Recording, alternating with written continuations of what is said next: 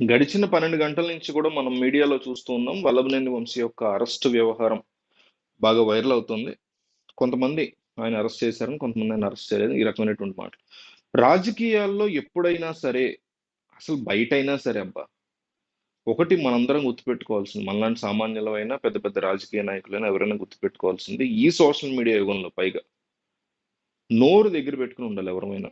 అది అచ్చెన్నాయుడు కావచ్చు, వల్లభనేని వంశీ కావచ్చు, కొడాలి నాని కావచ్చు, అయ్యన్న పాత్రుడు కావచ్చు. పార్టీలకు సంబంధం లేదు దీనికి. ఏ రాజకీయ నాయకుడైనా ప్రజల తరఫున ఎన్నుకోబడిన లేదా గతంలో ఎన్నుకొని ఇప్పుడు ప్రతిపక్షంలో ఉన్న వాళ్ళు ఎవరైనా సరే, ఏ దేశంలో ఎవరైనా కావచ్చు, చాలా జాగ్రత్తగా మాట్లాడాలి. పర్సనల్ వ్యవహారాల గురించి పిచ్చి వాగుళ్ళు వాగకూడదు. దానికి ప్రత్యక్ష ఉదాహరణ వల్లభనేని వంశీ.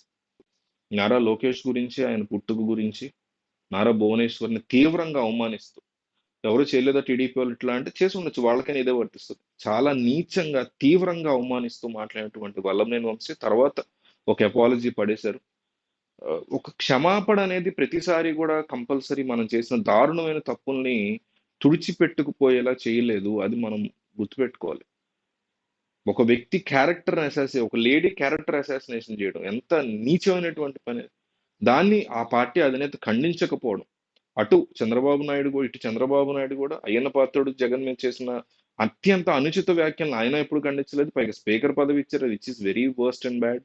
ఇంకో పక్క వల్లభనేని వంశీ మాట్లాడిన మాటలు నీచమైన మాటలు కావచ్చు, అసెంబ్లీలో నారా భువనేశ్వర్ని అవమానించిన తీవ్రమైన మాటలు కావచ్చు, తెలుగుదేశం పార్టీ ఆఫీస్ మీద జరిగిన దాడులు కావచ్చు, వాటి గురించి ఎక్కడ మాట్లాడకుండా పైగా తెలుగుదేశం పార్టీ ఆఫీస్ దాడిని నన్ను ఏమన్నా అంటే కొంతమంది బీపీ వచ్చి రియాక్ట్ అవుతారని చాలా క్యాజువల్ గా మాట్లాడడం ఒక ముఖ్యమంత్రి స్థాయి వ్యక్తి. ఎంత దరిద్రమైన రాజకీయాలకు వీళ్ళిద్దరూ తెరతీస్తున్నారని ప్రత్యక్ష ఉదాహరణ ఈ సంఘటన.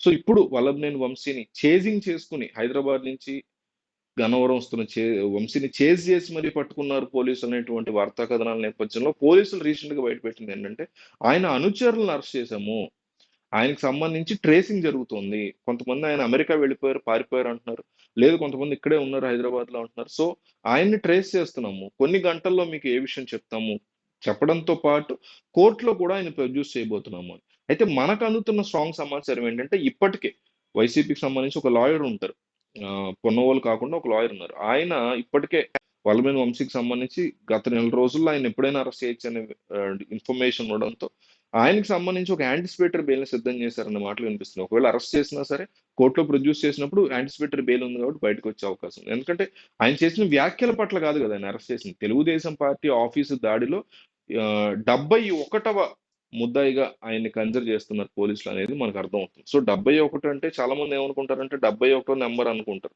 లాస్ట్ వ్యక్తిని. అట్లా ఏమి ఉండదు. ఫస్ట్ నుంచి ఎవరినైతే విచారిస్తూ వచ్చారో అట్లా A12 అట్లా వేస్తుంటారు. A1 అయినంత మాత్రం వాళ్ళే చేసినట్టు కాదు, A71 అయినంత మాత్రం వాళ్ళకేం సంబంధం లేదు, తక్కువ సంబంధం ఉందని కాదు. ఫైనల్ గా ఒకళ్ళని కన్ఫర్మ్ చేయడం కోసం అట్లా పెడుతుంటారు నెంబర్స్. సో వల్లభనేని వంశీ ఓటమి తర్వాత ఎదుర్కొంటున్నటువంటి కీలక ఇబ్బందికర పరిస్థితుల్లో ఇది కూడా అత్యంత కీలకంగా మారబోతుంది.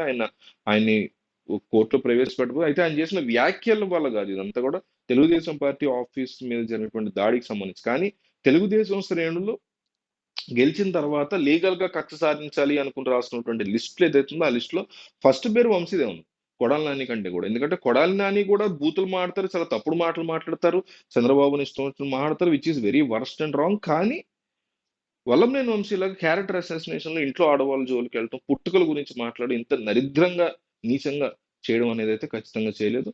నిజంగా ఆ అందువల్ల అంతగా టీడీపీ శ్రేణులు ఆయన పట్ల లీగల్ గా కక్ష సాధించాలని మొండి పట్టుదలతో ఉన్నారు. తెలుగుదేశం పార్టీ ఎవరైతే అరెస్టులు స్టార్ట్ చేయాలనుకుందో వల్లభనేని వంశీ నుంచి స్టార్ట్ చేస్తారు. పెద్దిరెడ్డి కన్నా కూడా, కొడాలి నాని కన్నా కూడా, రోజా కన్నా కూడా ఎంతో పెద్ద లిస్ట్ ఉంది. ఓ 2019లో కూడా జగన్మోహన్ రెడ్డి అధికారంలోకి వచ్చినప్పుడు వాళ్ళు కూడా ఒక లిస్ట్ పెట్టుకున్నారు, దాని ప్రకారం కక్ష సాధించారు. ఒక రకంగా ఇల్లీగల్ గా సాధించారు, ఒక లీగల్ గా సాధించారు. ఇప్పుడు తెలుగుదేశం కూడా ఇల్లీగల్ గా కక్షలు సాధిస్తూనే ఉంది, ఎంతో వీళ్ళ మీద దాడులు జరుగుతున్నాయి వైసీపీ శ్రేణుల మీద. ఇప్పుడు లీగల్ గా ఇలాంటి వాళ్ళని అరెస్ట్ చేసే దిశగా ముందుకెళ్తున్నట్టు కనిపిస్తుంది.